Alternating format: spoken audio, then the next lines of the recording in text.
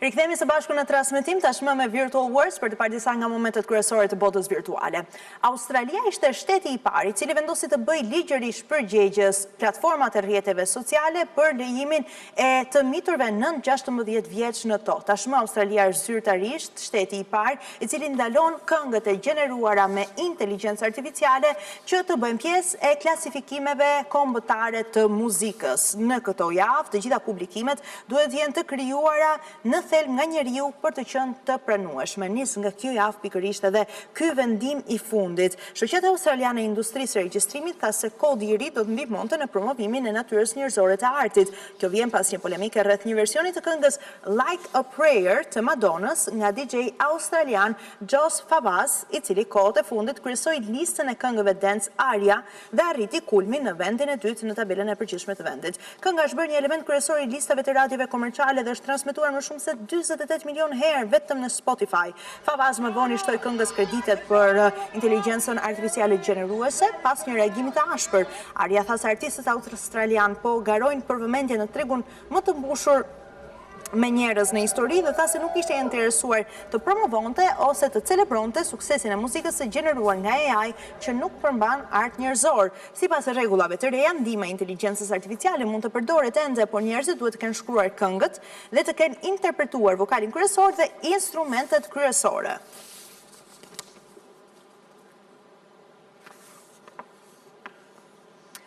Holanda nuk do të marrë pjesë në festivalin e këngës Eurovision të vitit të ardhshëm, deklaroi dhe transmetuesi i saj ditën e hënë, duke thënë se eventi nuk mund të konsiderohet më neutral, duke pasur parasysh përçarje si pasojë konflikteve të ndryshme në botë. Është e pamohueshme që konfliktet ndërkombëtare po ndikojnë gjithnjë më shumë në festivalin evropian të këngës, duke minuar karakterin e tij neutral. Prandaj, festivali i këngës në Eurovision është bërë një platformë për përçarje, deklaroi drejtori i përgjithshëm i Avrotros në një deklaratë nga transmetuesi.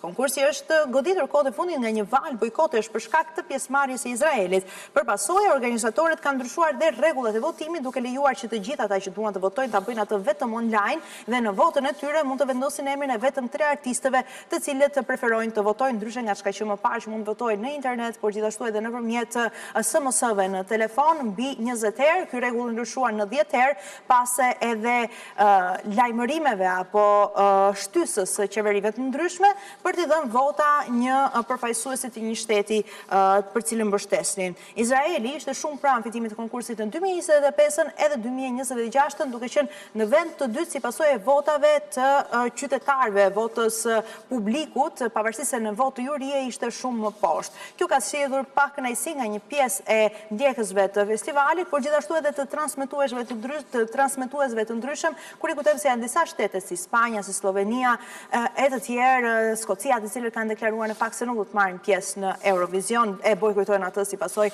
e pjesëmarrjes së Izraelit.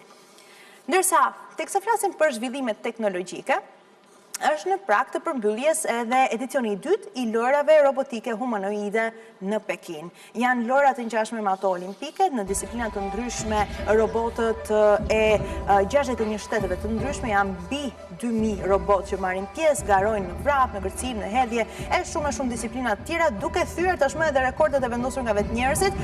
Në ekran shohim në fakt atë që mund cilësohet si kërcimi i finales. Kështu robotët humanoid pushtojnë pikërisht edhe skenën. Janë Lumos Robotics, të cilët fituan titull kampion në finalet e garës së tifozëve me një rezultat prej 93 pikësh, dhe në atë që shohim në ekran në këtë moment është një sinkronizim i përsosur i këtyre objekteve metalike në fund të ditës.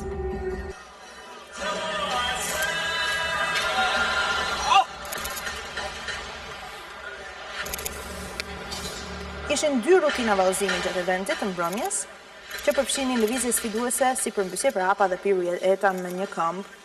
Ishte Lumos Robotics që fituan edhe titullin kampion në këtë rutinë. Në të tjera zhvillime, trafikuesja e fundit e lëndës narkotike që është arrestuar në Nigeri është një 101 vjeçare. një gjyshe shekullore, e cila në fakt është stërgjyshe, që quhet Ester Ogunmabo, e arrestuar në shtetin jugperëndimor të Ogun për shitje kanabisi sipas Agjencisë Kombëtare të Zbatimit të Ligjit për Drogës. Asaj u gjetën qese me një lloj kanabisi që peshonte 90 gram, të cilin ajo pretendonte se u shiste vendasve. Gruaja e moshuar, e cila u lirua me kusht, kishte filluar të shiste drogën pasi humbi mjetet e jetesës kur dyqani i saj furnizimeve u dogj. Ajo u fotografuar nga agjencia pranë një grumbulli qesesh në atë që duket ishte kanabis, duke mbajtur lart një tabel të bardhë ku ishin renditur të dhënat e saj personale. Agjencia akuzon se merr një furnizim me drogë çdo 4 ditë nga njëra prej vajzave të saj, e cila jeton në kryeqytet në Lagos, ajo më pas do ta shiste sasinë e vogël te klientët. Ofroi këshillim për shkak të moshës saj të thyer edhe shteti, ndërsa vajza e saj u arrestua gjithashtu. Agjencia tha se kishte ndaluar trafikimin e drogës duke kryer disa sekuestrime të konsiderueshme në të gjithë bregdetin e Nigerisë. Operativët që veprojnë bazuar në inteligjencë kapën një varg druri në det të premten e kaluar që po transportonte drogë në vend banimet e përshkimit në Kamerun dhe ka pasur edhe disa veprimtari të tjera.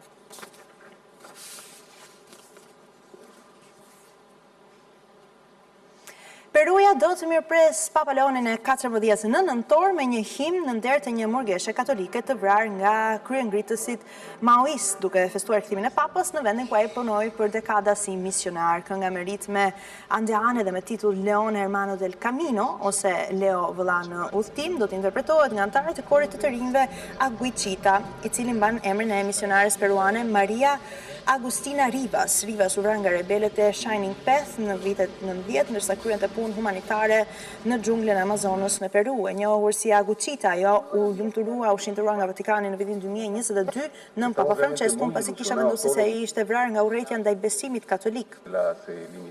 Kompozitori dhe muzikanti këngës tha se u frymëzua për të shkruar himnin sepse pa një fije të përbashkët, sakrificën që bashkonte misionaren dhe Papa Leonin e 14.